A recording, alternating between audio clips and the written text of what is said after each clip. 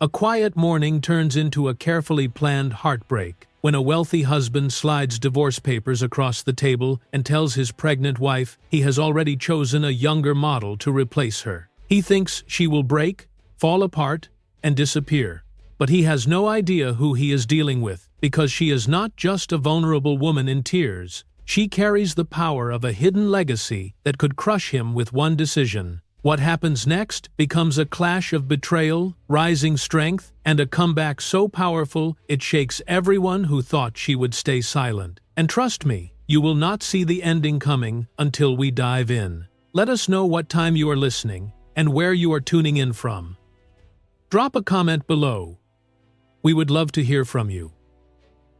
The autumn morning in Aspen carried a cold clarity that made every surface inside the Hartman cabin feel sharper than usual. Frost clung to the windows, turning the glass into a pale blur of white and silver. Inside the kitchen, Evelyn Hartman moved slowly between the counter and the stove, her hand resting on her stomach as she tried to steady her breath. She was 7 months pregnant, and although she had grown accustomed to the weight of her child, today her body felt unusually heavy, as if it sensed something she had not yet understood. She cracked 2 eggs into a pan, stirred gently, and tried to pretend the quiet of the house was simply another peaceful morning. The sound of a car door closing broke that illusion.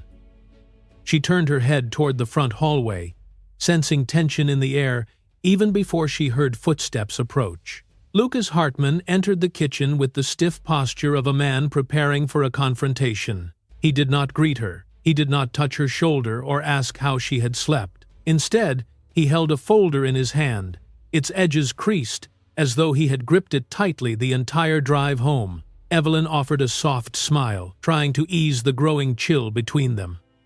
"Good morning," she said. Lucas did not answer. He stepped closer, placed the folder on the wooden table, and slid it toward her. She recognized the cold efficiency in his movements, and her heart began to beat hard in her chest. She wiped her hands on a towel and opened the folder, praying she had misunderstood. The words at the top of the first page shattered that prayer. Petition for dissolution of marriage. Her hand trembled. The eggs in the pan hissed as she dropped the spatula. The ceramic coffee mug on the counter slipped from her fingers, shattered on the hardwood floor, and spilled dark liquid across the grain of the wood. She stared at the papers, as if they were written in a language she could not translate. Lucas had mentioned frustrations, distance, and the need for change before, but she had never believed he would take this step. Not while she carried their child, not while she still loved him. She forced herself to look up at him. "Why?" she asked. Her voice barely rose above a whisper. Lucas pressed his lips together and glanced away, as if avoiding her eyes made the truth easier to say. "I have thought about this for a long time," he replied. "It is time for both of us to move on." Evelyn felt her knees weaken. "Move on to what?" she asked, her voice cracking as the question left her mouth. Lucas paused for several long seconds. Then he spoke with the same crisp tone he used in business meetings. "I found someone who fits my life now." The words felt like a blow. Evelyn gripped the back of a chair to keep herself steady. She inhaled painfully and asked who he meant. Lucas finally looked at her, and there was no regret in his eyes. "Her name is Aria Valentina. She is a model from New York. She understands the direction I am going." The room seemed to tilt. Evelyn pressed a hand to her stomach, as if shielding the child from the blow she had just taken. "A model," she repeated, disbelief spreading across her face. Lucas nodded. "Aria understands the lifestyle I need." Evelyn swallowed with difficulty. "And what about our baby?" she asked. "The one we planned for, the one she had felt kicking only minutes earlier." Lucas did not hesitate. "We will discuss custody," he said. "If necessary, we will let the court decide." The coldness of the statement pierced her. She lowered herself into a chair, feeling as though her bones could no longer hold her. Tears blurred her vision as she looked at the man she had trusted for years. "This cannot be real," she whispered. Lucas did not comfort her. He looked at his watch instead, then called for his assistant in the hallway. A moment later, a young man appeared and carried 2 suitcases toward the door. Lucas had already packed. He had already decided. Evelyn pressed her palm against her forehead as another tear slid down her cheek. Lucas turned toward the exit without offering an explanation, a gentle word, or even a final glance. He walked out as if the life they built had meant nothing to him. Evelyn stared at the door long after it closed. The silence felt heavier than the crisp air outside. She attempted to stand but sank back into the chair, overwhelmed by the realization that she had been abandoned while carrying the child they had once prayed for together. She wrapped both arms around her stomach, whispering an apology to her baby, as if she had failed to protect the two of them. When she finally gathered enough strength to rise, she saw something on the edge of the table. A slip of paper had fallen from the folder Lucas brought. She picked it up and felt a sharp sting in her chest. It was a flight reservation. 2 passengers, Lucas Hartman and Aria Valentina. Departure date, that very afternoon. Destination, New York City. Evelyn felt the ground beneath her feet disappear. She clutched the counter to keep herself upright as the truth settled over her, like snow collapsing from a mountain slope. Lucas was not simply leaving her, he had already begun a new life. He had chosen to share it with another woman. A woman Evelyn had never met. A woman who now took her place. Her breath broke into shallow gasps. She stared at the ticket until her vision blurred and the letters ran together. The betrayal crushed her with a weight equal to the cold air pressing through the cabin walls. She pressed the paper to her chest, then let it fall to the floor beside the shattered pieces of the coffee mug. She covered her face with both hands and began to cry. Her tears fell silently at first, then grew into deep sobs that echoed through the empty cabin. She cried for the marriage she thought she had, for the family she believed she was building, and for the child whose future felt suddenly uncertain. The morning light shifted across the room as she wept. Outside, the frost on the windows melted into streaks of water, sliding slowly downward like tears on glass. Inside, Evelyn remained still for a long time, overwhelmed by a pain she could not have imagined when she woke only an hour earlier. When she finally lifted her head, she felt the first spark of fear for the life inside her. She pressed her hand to her stomach again and whispered that everything would be all right, but she did not believe it. Not yet. She looked once more at the flight ticket on the ground. Aria Valentina. The name burned into her memory. Her tears gathered again as she knelt slowly to pick it up. She held it tightly, then let it fall once more. She closed her eyes and felt the full weight of the moment. Her husband was gone. Her future had changed in a single morning, and she was now alone.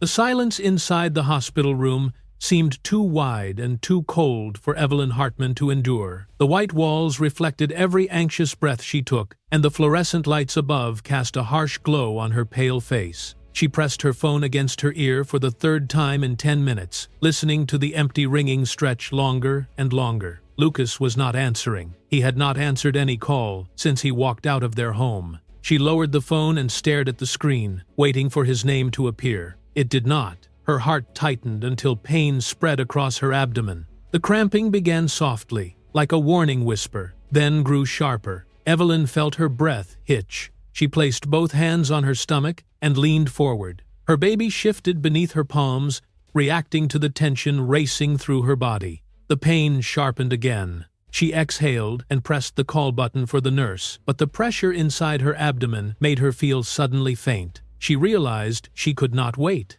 Panic rose inside her. She reached for the phone once more and dialed 911. Her voice shook as she told the dispatcher she was 7 months pregnant, alone, and in pain. The dispatcher stayed calm and assured her that help was on the way. Minutes later, paramedics guided her onto a stretcher and into an ambulance. The siren pierced through the crisp Aspen air as the vehicle sped toward Aspen Valley Hospital. Inside, Evelyn lay with her eyes half closed, listening to the paramedic speak softly. He told her to breathe evenly. He told her they would arrive soon. But no matter how hard she tried to stay calm, the pressure in her abdomen warned her that stress had pushed her body to a dangerous edge. When they reached the hospital, nurses moved with efficient urgency. They lifted her gently and settled her into a private maternity room. A doctor in a light blue coat examined her and spoke with a tone both firm and concerned. The contractions were stress-induced. If they intensified, they could trigger premature labor. Evelyn watched his lips move as he explained the risk, but her mind drifted in and out. She felt exhausted. She had not slept well for days, and the emotional blow from Lucas that morning continued to grind against her nerves. The room quieted after the medical staff left. Evelyn tried to rest, but every thought returned to the same point. Lucas had walked out. Lucas had chosen another woman. Lucas was not answering her calls, not even now when their baby could be in danger. She pulled the blanket to her chest and stared at the ceiling, her heart pounding with a mix of fear and despair. A nurse entered a few minutes later and spoke gently. She suggested Evelyn try to relax her mind. She reached for the remote and turned on the television, choosing a calming music channel. But the screen did not show peaceful landscapes or soft melodies. Instead, it cut straight to a breaking news report. Evelyn froze as she watched the image come into focus. Lucas stood on a red carpet in New York. Cameras flashed all around him. Beside him, smiling as brightly as the lights, was Aria Valentina. Aria wore a shimmering silver gown and held Lucas's arm as if it belonged to her. At one moment, she placed her hand on his chest, leaning into him with familiarity. Evelyn's heart clenched so hard she could barely breathe. The nurse, startled by her reaction, reached for the remote, but Evelyn had already shut off the television. The screen went black. The silence in the room deepened. The image of Lucas and Aria remained burned into her mind. The door opened again, and the doctor returned to check on her. He asked if she had family nearby, someone who could stay with her through the night. Evelyn turned her head toward him, her eyes still glossy with shock. Her voice was barely audible. "I have no one," she said. The doctor nodded sympathetically and reminded her they would monitor her closely. After he left, Evelyn looked down at her hands and noticed the thin silver chain around her neck. The pendant attached to it had an intricate symbol engraved on its surface, a mark she had not allowed herself to think about in years. She held it between her fingers. Memories stirred in the back of her mind. She pushed them away before they could take form. A nurse in her 60s entered quietly, carrying a cup of warm tea. She placed it on the bedside table and sat at the edge of the bed for a moment. She took Evelyn's hand and held it with the tenderness of a mother comforting a child. "You deserve to be loved," she said softly. "You deserve so much better than pain." The words pierced Evelyn's fragile emotional shield. Tears welled in her eyes and spilled down her cheeks. She did not try to hide them. The nurse gave her hand a final squeeze, then stepped out of the room. Evelyn wiped her face and took a slow breath. She reached for her phone again, not to call Lucas, but to look at the notifications that had appeared while she was lying in shock. There were several missed calls from a number she did not recognize. She stared at the screen, afraid to answer, afraid not to. She let the phone fall to her lap. The air inside the room felt cooler than before. It made her skin prickle and deepened her sense of loneliness. The calls came again. She watched the phone vibrate. She could not bring herself to pick it up, not yet. She closed her eyes, trying to steady her pulse. The room felt larger and emptier, as if her grief had hollowed out the space around her. The steady hum of the hospital air system filled the silence, a faint reminder that life continued even when her own seemed to be collapsing. Minutes passed. The phone rang once more. Evelyn pressed her hand to her stomach and whispered a promise to her unborn child. Something inside her shifted. She opened her eyes, reached for the phone, and dialed a different number. A number she had sworn she would never call again. The call connected after one ring. A deep, commanding voice answered. "Evelyn? Is that you?" And the room felt even colder. The voice on the phone was deep, controlled, and unmistakably powerful. It cut through the cold air of the hospital room with a weight that made Evelyn forget to breathe. For a moment, she could not speak. She held the phone tight as her pulse hammered in her ears. She had not heard that voice in 12 years. She had once promised herself she would never hear it again. "Evelyn," the man said. "Is that really you?" Her throat tightened. She felt 14 years old again, standing in the long marble hallway of a mansion that always echoed with footsteps, but never with warmth. She swallowed, trying to push away old memories long buried. "Dad," she whispered. Her voice cracked the moment the word left her mouth. On the other end of the line, there was a sharp breath. "Evelyn, my God, I have been looking for you for 12 years. His tone shifted, carrying an edge of fear beneath its authority. "Why did you disappear? Why did you never call?" Tears welled in Evelyn's eyes. "I am sorry," she whispered. "I had to leave. I had to build a life on my own. I could not stay in that house. I could not stay under that pressure." Silence took over the line for a moment. Then the man spoke with a steadier tone. "Evelyn, tell me the truth. Are you in danger?" His voice softened, but the urgency was unmistakable. "Something is wrong. I can hear it." Evelyn pressed her hand to her stomach. The baby shifted beneath her palm. She closed her eyes and felt a new wave of exhaustion sweep over her. She wanted to say no. She wanted to pretend everything was fine. But when she opened her mouth, no words came out. The truth rose in her chest, like a tide she could no longer hold back. A sob escaped her before she could stop it. On the phone, the man inhaled sharply. "That is enough. I am coming to you. I am leaving now." "Dad, wait," she said. But he had already begun giving orders to someone near him. "Bring the jet around. We leave for Colorado immediately. Prepare medical clearance. Notify security." His voice shifted back into command mode, the same voice that had once directed hundreds of employees without hesitation. Evelyn pulled the phone away from her ear for a moment. Her fingers trembled. She was overwhelmed by the weight of her past, colliding with the devastation of her present. She breathed slowly, then returned the phone to her ear.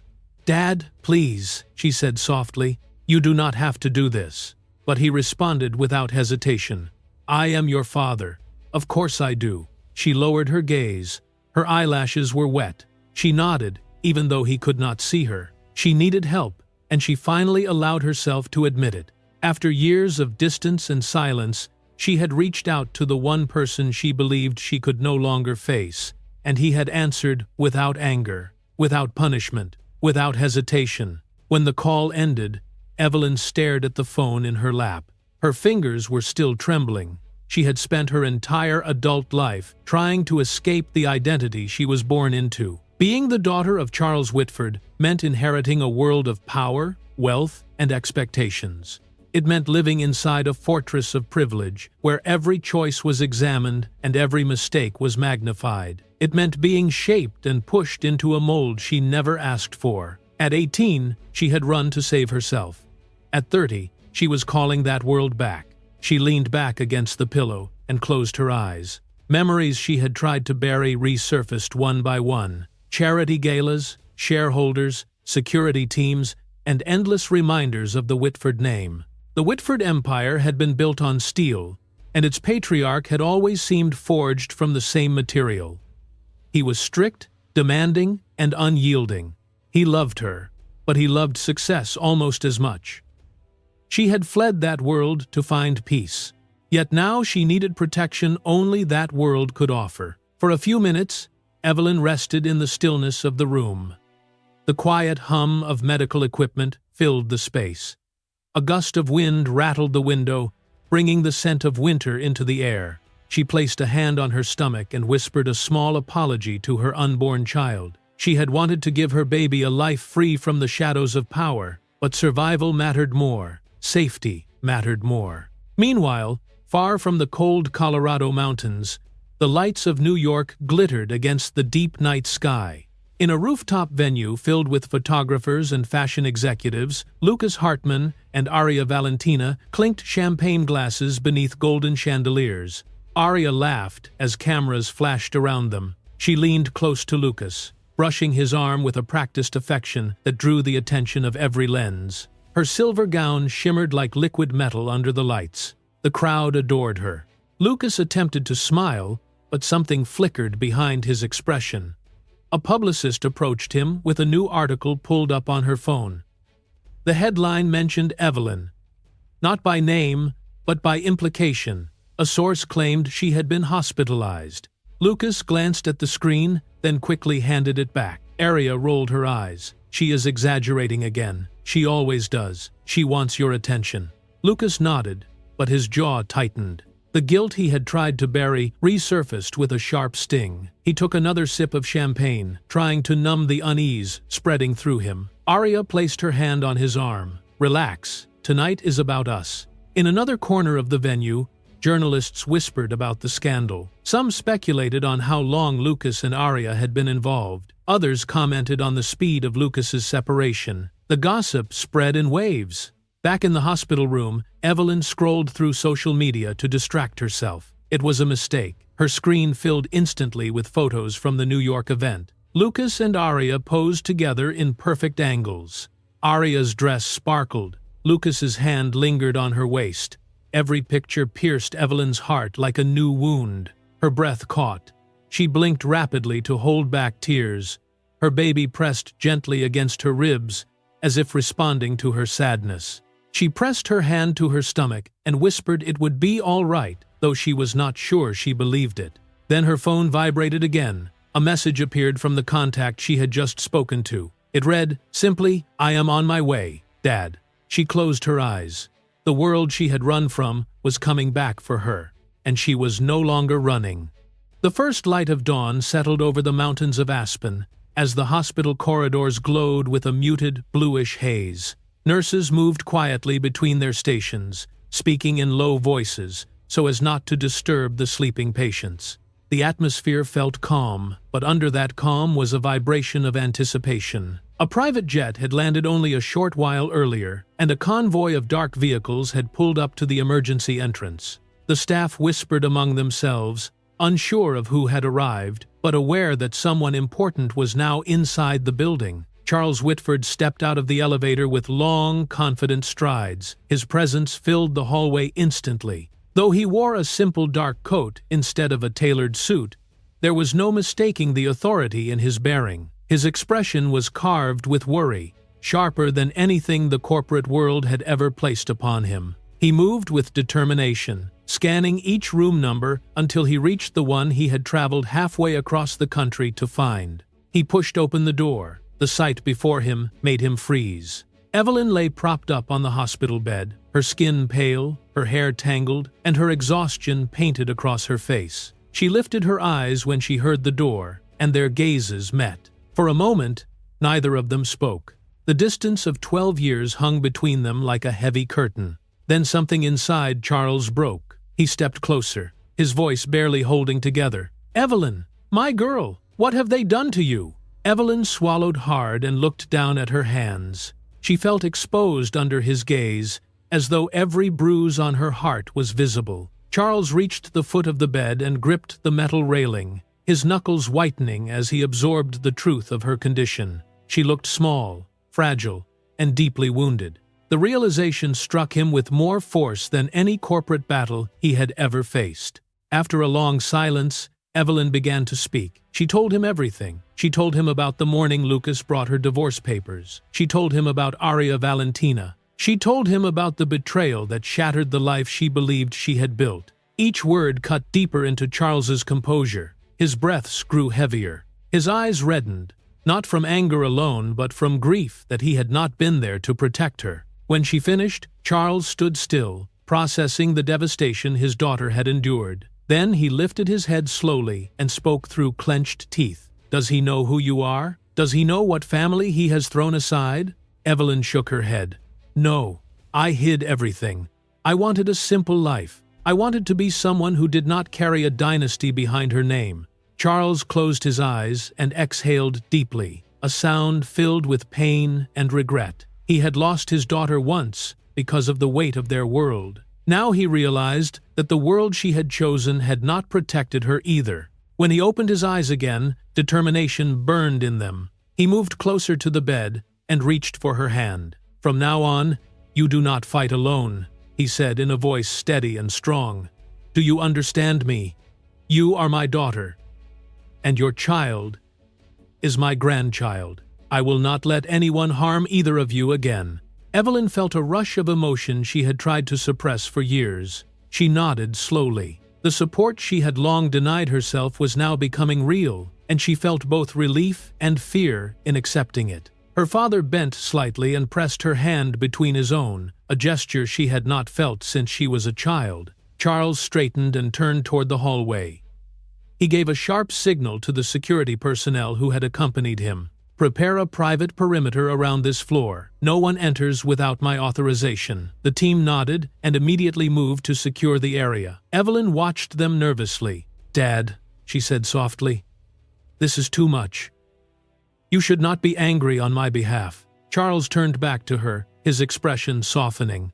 "I am not angry at you. I am angry at the man who abandoned you, and at the woman who helped him do it." He rested a hand on her shoulder. "I only want to protect my grandchild." At that moment, a nurse peeked into the room, then stepped back with a startled expression after recognizing Charles. Whispers spread quickly. Nurses and doctors exchanged glances as they realized the rumors were true. The missing Whitford daughter had returned. Within an hour, speculation traveled through the building that the heiress of one of the largest steel empires in the Midwest was lying in a maternity room on the 4th floor. Outside the hospital, media outlets began catching wind of a private jet and heavy security presence. Stories surfaced online. Some hinted that a powerful corporate figure had arrived under emergency circumstances. A few posts suggested that the long-lost Whitford daughter might be involved. The rumors spread like sparks on dry grass.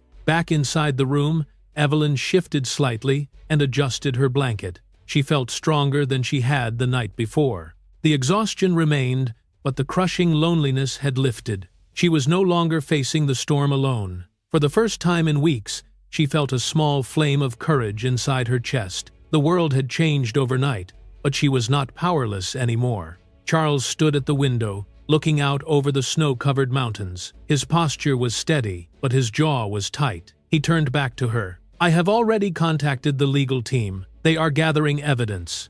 They will examine every detail of Lucas's actions and Arya's involvement." Evelyn winced. She did not want a war. She only wanted safety. But she knew her father's determination was unshakable. "I do not want you to get too angry," she said. "This is my burden, not yours." Charles moved to her side again and placed a hand gently on her shoulder. "No, it is ours. You are not abandoned anymore. You are my family, and this child will enter a world where she knows her worth." Evelyn felt tears gathering again, but this time they were a mixture of fear, relief, and the faintest spark of hope. The storm outside was real, yet she no longer felt the wind pushing only against her. Someone stood with her now.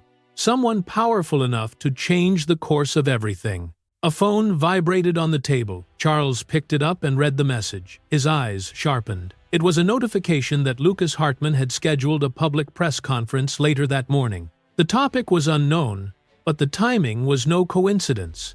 Charles looked up slowly, anger rising beneath his calm exterior. So, he wants to speak publicly. He set the phone down with controlled force. Fine. Let us hear what lies he thinks he can tell. He tightened his fist, the muscles in his arm flexing with contained fury. "Good," he said quietly. "Let us see what he dares to say." The press conference began at precisely 9 in the morning, streamed live across every major platform. Reporters filled the room, adjusting microphones and flipping open notebooks as cameras aimed directly at the podium. When Lucas Hartman stepped into view, a hush rolled through the crowd. He straightened his tie, cleared his throat, and pretended to look composed. The truth was evident in his tight jawline and the stiffness in his shoulders. Still, he pushed forward with the performance he had prepared. He began with a practiced expression of concern, describing his recent separation. He claimed he still cared for Evelyn, but insisted she had become too fragile and too unstable for the demands of their future. He looked into the cameras and said she was too weak, too emotional, and no longer aligned with the path he needed to take as a public figure. His words were chosen carefully, but their cruelty hung heavily in the air. The phrase that triggered the greatest reaction came when he called her not fit for the role of a partner in a modern world. Within minutes, the online chat exploded. Thousands of older American viewers watched the broadcast from their homes and responded immediately. They typed messages filled with disbelief and disappointment. Many had followed Evelyn's earlier charity work in Aspen and had admired her kindness. To hear her described as weak enraged them.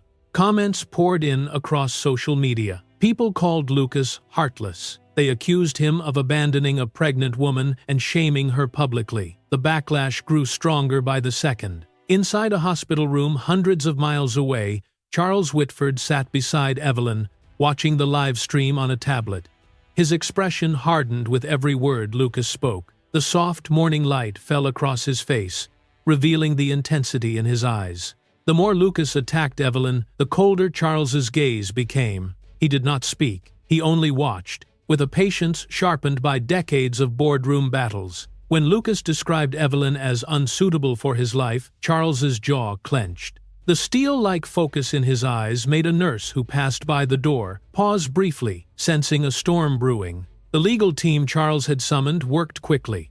They had already begun combing through financial records, looking for anything that might strengthen Evelyn's position. What they found shocked even the attorneys who had seen many questionable cases. Lucas had been spending marital funds on flights, hotels, jewelry, and exclusive events with Aria Valentina. Tens of thousands of dollars had flowed into indulgent weekends, private dinners, and luxury shopping sprees. The money trail linked directly to Aria. By noon, the press had the documents. Photos of Lucas and Aria traveling together surfaced in every major news outlet. In one image, Lucas and Aria boarded a yacht in Miami. In another, they shared a suite balcony overlooking the Pacific. Each photograph came with a caption, pointing out the timestamps. These trips occurred long before Lucas had filed for divorce.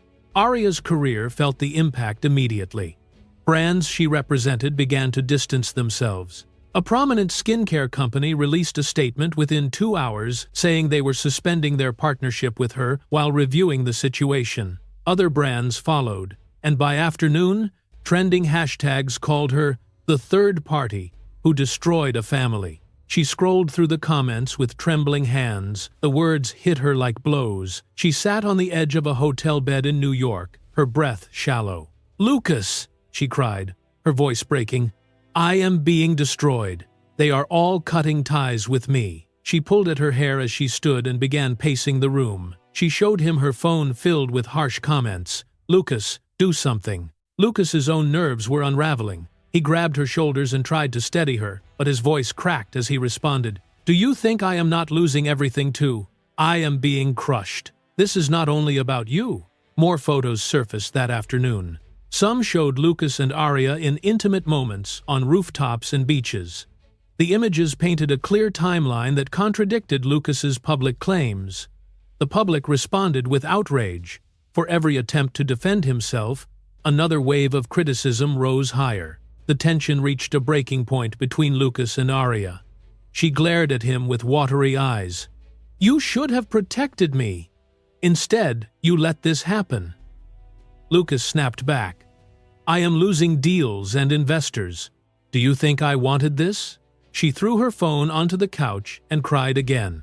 Meanwhile, the most devastating revelation appeared on financial blogs and spread quickly to major news channels. Someone had leaked the fact that Evelyn was the heir to Whitford Steel. The story exploded online. Reporters explained the scale of the Whitford empire and the billions behind it. Analysts speculated on how Lucas could have walked away from a marriage that connected him to immense corporate influence. When Lucas saw the headline on a breaking news banner, his legs weakened. He sank into a chair, staring at the words as if they were a cruel trick. "I divorced a billionaire heiress," he whispered, his face draining of color. The realization hit him so hard he had to grab the edge of a table to steady himself. Aria covered her mouth in disbelief. "You did not know her past. You did not know who she was?" she asked, her voice pitched high with panic. Lucas shook his head slowly. "No, she hid everything. I did not know." Online, the reaction shifted. Thousands of seniors from across the country began posting letters of support for Evelyn. They admired her strength, her humility, and her silence, despite the personal humiliation she had endured. Many wrote that they saw their daughters and granddaughters in her and would not let society tear her down. A social movement began to swell. People used the hashtag #StandWithEvelyn to spread encouragement and solidarity. Back in Aspen Valley Hospital, Charles turned off the live stream and stood up with calm authority. He addressed the reporters waiting outside the hospital in an impromptu statement. His voice carried the weight of a man who had commanded empires. He declared that anyone who tried to harm or humiliate his daughter would face a response equal to the power of Whitford steel. He vowed to protect her and her unborn child with every resource at his disposal. The press listened carefully. Cameras flashed. Microphones leaned forward. It became one of the most replayed clips of the day. As the broadcast circulated, Lucas's desperation deepened. He tried to contact Evelyn, begging for a meeting. The request was forwarded to hospital security. The answer returned was simple and firm. Evelyn was protected. She would not see him. The air in Chicago felt different the moment Evelyn arrived. The city carried a rhythm of urgency and strength that contrasted sharply with the quiet mountains of Aspen. As the ambulance rolled through the private entrance of the Whitford Medical Pavilion, a facility funded by her own family's foundation, the staff moved quickly to receive her. Security officers opened the path, and a team of doctors stood ready with clipboards and prepared instructions. They had been briefed hours earlier by Charles Whitford himself. His only directive was simple: give my daughter the best care possible. Inside the hospital suite, the atmosphere resembled a command center. Specialists consulted with one another, reviewing her medical records and the stress-induced contractions she had experienced. Charles watched every movement with sharp attention. He refused to sit. He refused to rest. He stood by her bedside, speaking only when necessary, but always present. Evelyn felt overwhelmed by the layers of protection surrounding her. Yet, she also felt a degree of safety she had not known since her marriage began to crumble. Charles expanded the medical team even further. He called in a leading obstetrician from Northwestern Memorial Hospital, along with 2 neonatal experts. He arranged for round-the-clock monitoring, a private nutritionist, and a mental health specialist who would help Evelyn stabilize emotionally. He ordered nothing but the highest level of care. For the first time in weeks, Evelyn felt her breath slow. She closed her eyes and allowed herself to believe she might recover. While Evelyn settled in Chicago, the legal world stirred with equal urgency. Authorities opened a formal investigation into Lucas Hartman, prompted by the financial irregularities uncovered during the media storm. Prosecutors and auditors began examining his bank accounts, credit statements, and shared marital funds. They discovered clear patterns of unauthorized spending. Large purchases matched dates when Lucas had traveled with Aria. Receipts showed designer jewelry, luxury hotels, and expensive charter services. Everything connected directly to Aria Valentina. When Aria received her first summons for questioning, she felt her world shake. She arrived at the office of the investigators, wearing a simple coat and sunglasses, hoping to conceal herself from the cameras near the entrance. Inside, she tried to maintain confidence. She denied any wrongdoing. She insisted the trips were professional or friendly, but she failed to offer any documents to support her claims. Without evidence, her words fell flat. The investigators remained polite but firm. They asked her to return with proof. She left the building with trembling hands, aware that her deflection had not convinced anyone. Back in Chicago, the doctors checked Evelyn's progress. They noted her improved breathing and reduced blood pressure. Though she was exhausted from stress, her emotional stability had slightly improved. The nurses encouraged her to rest. She nodded and tried to relax, though every moment still carried the shadow of Lucas's betrayal. Later that day, Evelyn met with the lead attorney managing her case. The attorney explained that they needed to prepare documentation for custody proceedings. Evelyn felt her chest tighten. She did not seek revenge. She did not want a fight. She wanted her child to live in peace and safety. "All I want is for my baby to be safe," she said quietly. The attorney nodded with understanding and assured her they would focus on that goal above all else. Charles joined the conversation. His voice remained calm, but determination shaped every word. He insisted that Evelyn undergo a psychological evaluation, not because she was unstable, but because it would strengthen her custody rights. Evelyn hesitated. She had endured enough scrutiny for one lifetime, but after a moment of reflection, she agreed. If it protected her child, she would do it. Meanwhile, the storm around Aria intensified. Major fashion brands continued dropping her one by one. Sponsorships evaporated. Magazines canceled upcoming covers and features that had already been scheduled. Designers who once praised her now refused to associate their image with scandal. The modeling agencies whispered internally about terminating her contracts. In a world built entirely on reputation, Aria felt the floor collapsing beneath her. She confronted Lucas in their rented apartment, tears staining her makeup. "You dragged me into this nightmare," she said. "Before you, my career was going up. Now it is gone." She pointed at the news flashing across the television, which displayed another headline about unauthorized spending. Lucas stared at the screen with empty eyes. His career was falling apart just as quickly. Investors withdrew from his projects. Business partners distanced themselves. He felt trapped in a storm he had created. At the hospital, Evelyn watched the late afternoon light reflect off the skyscrapers outside her window. A nurse entered, holding a stack of envelopes. "These came for you," she said warmly. Evelyn opened the first one and found a handwritten letter from a woman in her 70s. The woman wrote about her admiration for Evelyn's strength and the injustice she had endured. Other letters came from grandmothers, retired teachers, veterans, and widows. Each message offered encouragement, love, and support. Evelyn felt her throat tighten. Tears filled her eyes as she read. She had been abandoned by the man she trusted most, yet embraced by strangers who saw her pain. Outside the hospital walls, the media continued debating the moral decline of public figures and the responsibility of celebrities in relationships. Talk shows invited experts, psychologists weighed in, ministers spoke about loyalty. Everyday Americans argued passionately online. Many mentioned Evelyn's dignity. Many condemned Lucas and Aria. The story became a national conversation about character. Pressure mounted on Lucas and Aria. The investigators reviewed more documents. Reporters exposed additional details. Newspapers published timelines highlighting Lucas's misconduct. Public anger grew. Aria received her second summons. This time, the investigators confronted her with contradictions from her first interview. Her claims did not match documented evidence. She hesitated, stammered, and grew increasingly uncomfortable. She realized the situation was no longer a rumor. It was a legal threat. By the end of that week, the case reached its next phase. The authorities announced that the findings warranted a formal hearing. They prepared official notices. They compiled evidence. They organized witness lists. Lucas and Aria were both notified that they were now required to appear at a formal court hearing. The paper summons arrived, sealed with the state emblem. It carried no emotion, no sympathy, only duty. A line at the bottom stated clearly that neither of them could avoid attendance. The storm was no longer approaching. It had arrived.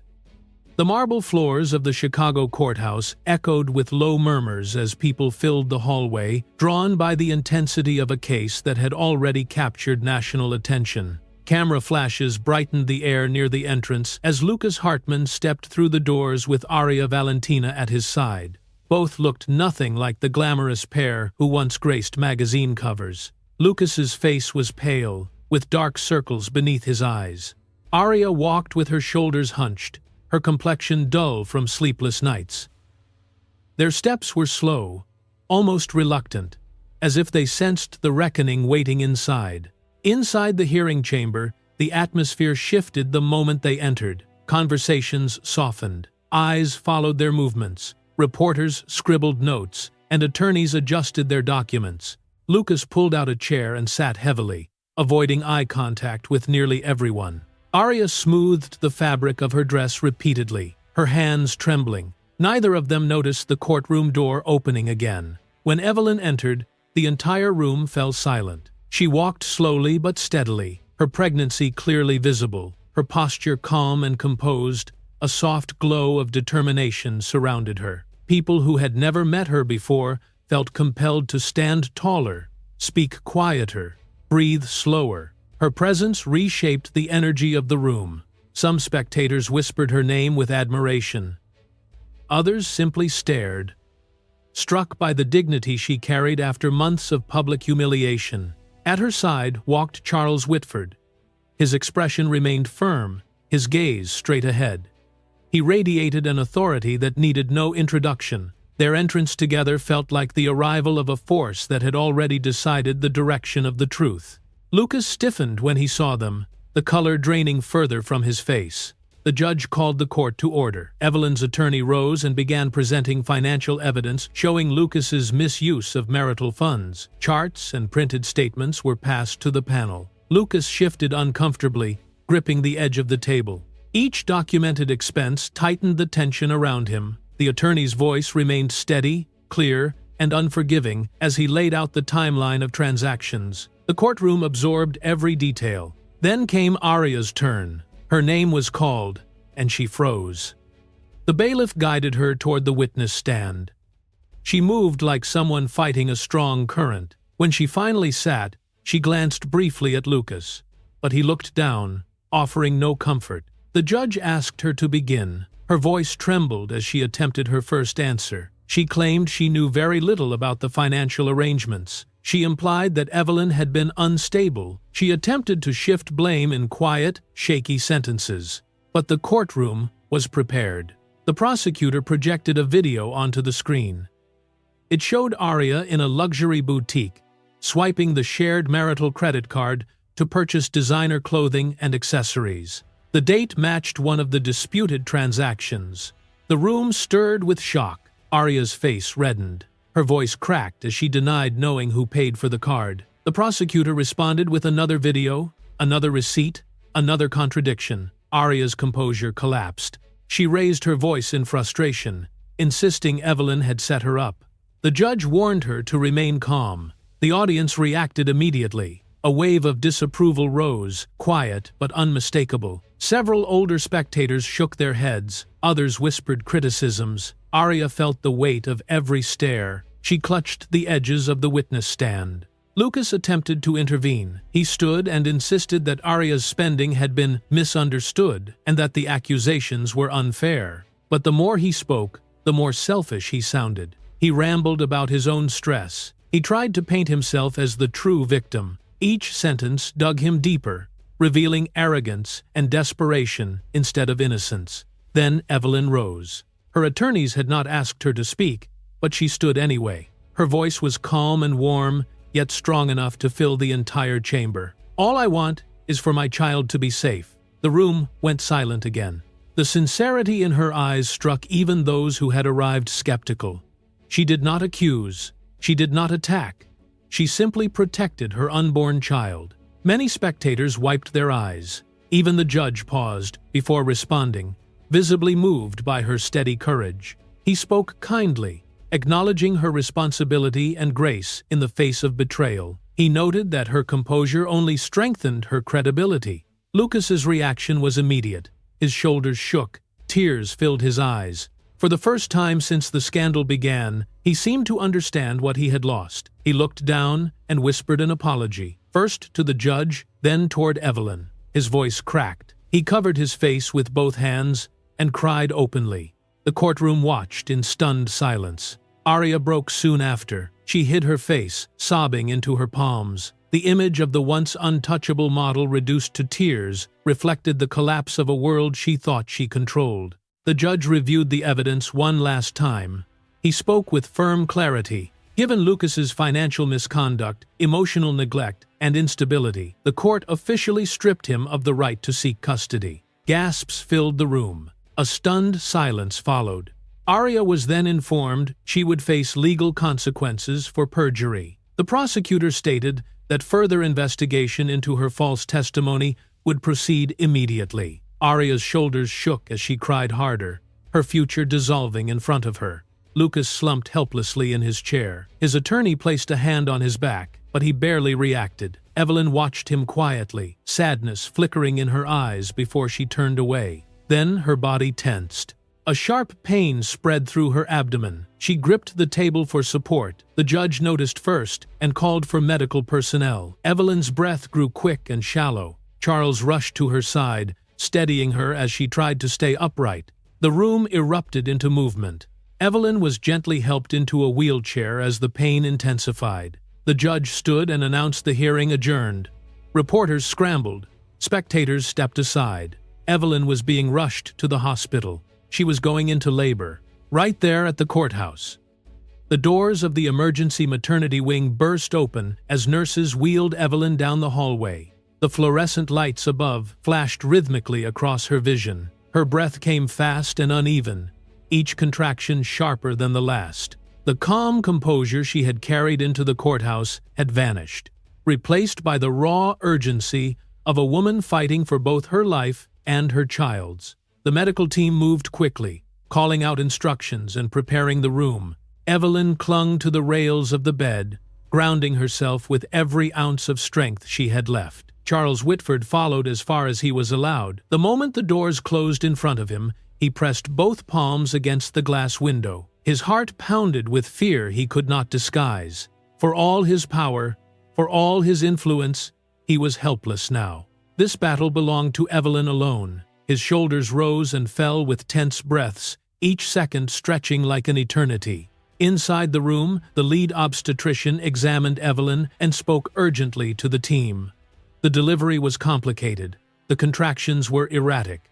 The baby's positioning required careful handling. Evelyn heard the words but focused on keeping her breathing steady. She whispered to herself, trying to stay calm. Her child depended on her strength.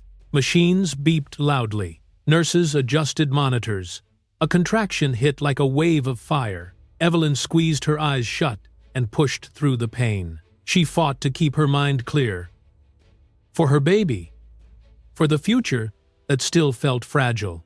Outside, Charles bowed his head. He clasped his hands tightly together, a gesture he had not made in decades. His voice trembled as he prayed. He asked for protection. He asked for mercy. He asked for one more chance to see his family whole. Down the hall, Lucas stood apart from the others. He stayed near the wall, unable to approach. Shame clung to him like a heavy coat. Nurses avoided meeting his eyes. Reporters had already begun arriving at the lobby, and he feared the judgment waiting outside. He wanted to offer comfort, yet every instinct told him he no longer had the right. His presence felt like an intrusion on a moment he had no claim to. Aria Valentina was nowhere near the hospital. She had fled minutes after Evelyn was taken away. The crowd outside frightened her. The reporters terrified her. She could not bear the idea of being filmed standing in the same building where Evelyn fought for her life. She slipped into a rideshare car and disappeared into the streets of Chicago, praying no one recognized her. Self-preservation overrode guilt. She told herself she could not help, so leaving was the only option. Back inside the room, Evelyn's breathing changed. Exhaustion coated every word she spoke. Sweat dampened her forehead. A nurse wiped her brow gently and encouraged her to stay focused. The obstetrician leaned in and told her she was doing well. She needed to keep pushing forward. Evelyn nodded weakly. She refused to give up. Another contraction surged. She cried out. Machines beeped faster. Nurses exchanged quick glances. Evelyn held on, gripping the sides of the bed until her knuckles turned pale. She felt her strength slipping. The doctor urged her gently but firmly. Stay with us. One more push. Outside, Charles flinched at the sound of her cry. His chest tightened. He wanted to reach through the walls and help her. He wanted to hold her hand, but all he could do was wait. The weight of fatherhood pressed on him with a force he had never known. His eyes watered despite his attempts to hold them steady. A nurse opened the door slightly and spoke to him softly. She explained the difficulty of the birth. She encouraged patience. Charles nodded, but his anxiety did not ease. His hand remained against the window, as if contact with the glass connected him somehow to his daughter. Inside the room, the doctor looked at Evelyn with calm authority. This is it. One last push. You can do it. Evelyn inhaled deeply. Pain radiated through her body. She pushed with everything she had left. The world narrowed to a single point. The sound of machines blurred into a distant hum. Then it happened. A single cry pierced the room, sharp and bright. It echoed off the walls with a purity that seemed to fill every corner. The nurses gasped in relief. The doctor lifted a newborn girl and held her up for a brief moment, announcing she was healthy and strong. Evelyn collapsed back onto the pillows, tears streaming down her cheeks. Her entire body trembled from exhaustion and joy. She whispered, "Thank you," again and again, her voice barely audible. In the hallway, Charles heard the cry. His knees weakened. He clutched the window frame and let out a breath he had been holding for far too long. Tears slipped down his face, not restrained, not hidden, but open and full of love. For the first time in decades, emotion overtook him fully. He sank into a nearby chair, covering his face with both hands, overwhelmed. Lucas stepped backward, unable to process the moment. His shame grew heavier. He knew he had forfeited the right to share in this happiness. He turned away and walked down the hall, the sound of the newborn's cry echoing after him like a reminder of everything he had lost. The nurses cleaned the baby and wrapped her in a soft blanket. They placed her onto Evelyn's chest. The child's tiny fingers curled around Evelyn's thumb as if recognizing her immediately. Evelyn sobbed with pure joy. She whispered her daughter's name, Clara Whitford Hartman. The name felt strong. The name felt right. It carried both survival and legacy in equal measure. Soon after, Charles was allowed into the room. He approached slowly. When Evelyn looked up and saw him, she smiled through tears. He reached out, touching the baby's head gently. His voice broke as he whispered, "She is perfect." Evelyn held his hand. Father and daughter wept together, united in a way that healed wounds time had left behind. News of Clara's birth traveled quickly through Chicago. Reporters, community groups, and supporters celebrated the announcement. Gifts began arriving at the hospital. Letters poured in. People across the city rejoiced in Evelyn's survival and Clara's arrival. The story felt like a triumph after months of turmoil. As evening approached, Charles stood at the foot of the bed and made a quiet declaration. Clara will be protected by an entire empire. No harm will ever touch her. The room settled into peace. Evelyn held her daughter close. A new life had begun. 1 week later, the final hearing began under a pale Chicago morning sky. Snow dusted the courthouse steps, and reporters gathered early, waiting for the last chapter of a case that had captured the attention of millions. Inside the courtroom, the atmosphere was different from the earlier sessions. It felt calmer, heavier, almost reverent, as if everyone understood they were about to witness the conclusion of something profound. The doors opened, and Evelyn entered with her newborn strength, reflected in every step. Though she still wore the softness of a woman who had recently given birth, she carried herself with a quiet radiance that made people turn their heads. Her complexion glowed. Her movements were steady. She seemed transformed, strengthened by survival and motherhood. The baby was not with her, but her presence alone carried the serenity of a woman who had already faced the worst and won. Charles Whitford walked beside her, towering in stature and presence. His expression was carved from stone. His steps echoed with authority. He looked neither left nor right, but anyone who saw him felt the force of a father who had stood guard through the darkest hours and was prepared to do so again. Together, they took their seats. Across the room, Lucas appeared. He moved slowly, his shoulders sagged, his eyes were deeply shadowed as if sleep had abandoned him for days. The arrogance he had once displayed had faded completely. In its place was exhaustion and regret. His clothes hung slightly loose on him. His hands shook when he tried to straighten his tie. This was a man stripped of illusions, left only with the consequences of his choices. Arya Valentina entered moments later. She kept her head down as she hurried to her seat. Her career's collapse showed in her dull eyes and trembling lips. Photographers tried to capture her expression, but she used her hands to shield her face. She no longer resembled the glamorous model who once commanded attention on runways. Instead, she looked like someone who had lost her world and knew she had no one to blame but herself. The proceedings began. Evelyn's attorney rose and presented the full compilation of financial evidence, much of which had already been shown in earlier hearings. But today, every detail was laid out with finality. Every unauthorized expense, every luxury trip, every shared charge between Lucas and Arya. The evidence formed a wall impossible to climb or ignore. The judge listened carefully. He nodded occasionally, taking notes with a measured expression. When the attorney finished, the judge turned to Lucas. His tone remained formal, but there was no softness in his words. He announced that Lucas would be required to pay restitution. It was not a light penalty. It carried financial weight that Lucas visibly struggled to process. His jaw tightened, his eyes lowered. The next announcement followed without pause. The court declared that Lucas would have restricted visitation rights with his daughter. He would be allowed to see her only under supervision for 6 months. After that period, he could petition for reconsideration, but only if he met strict conditions and demonstrated emotional stability. The decision struck Lucas deeply. He gripped the table to steady himself. His breathing changed. His eyes turned red, yet he forced himself to remain silent. Aria's turn came next. The prosecutor read her charges. For providing misleading testimony and withholding information, she would perform 300 hours of community service. Gasps spread through the room.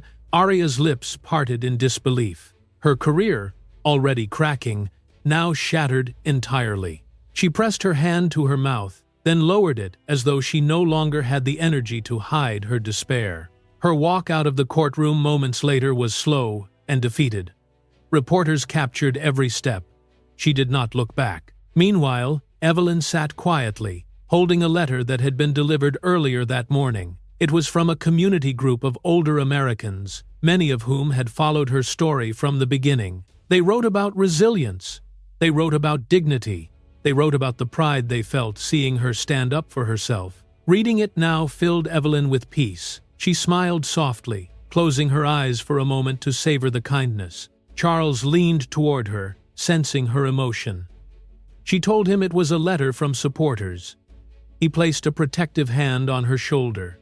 The pride in his eyes glowed brighter than his usual stern focus. He whispered that she deserved all the peace coming her way. Lucas finally stood and asked the court for permission to speak. His voice wavered. He said he wanted to apologize. He apologized to the court. He apologized to Evelyn. He admitted he had allowed ego and weakness to lead him astray.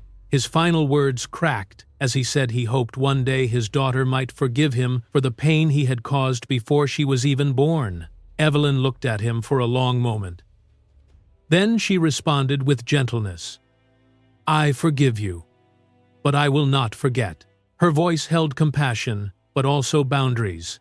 It was the voice of a woman who had reclaimed her life and would never surrender it again. The judge lifted his gavel. He spoke the final declaration. "This case is concluded." The sound of the gavel striking rang through the room with a sense of closure that everyone felt. Outside, journalists prepared headlines celebrating Evelyn. They praised her courage. They called her a symbol of modern American womanhood.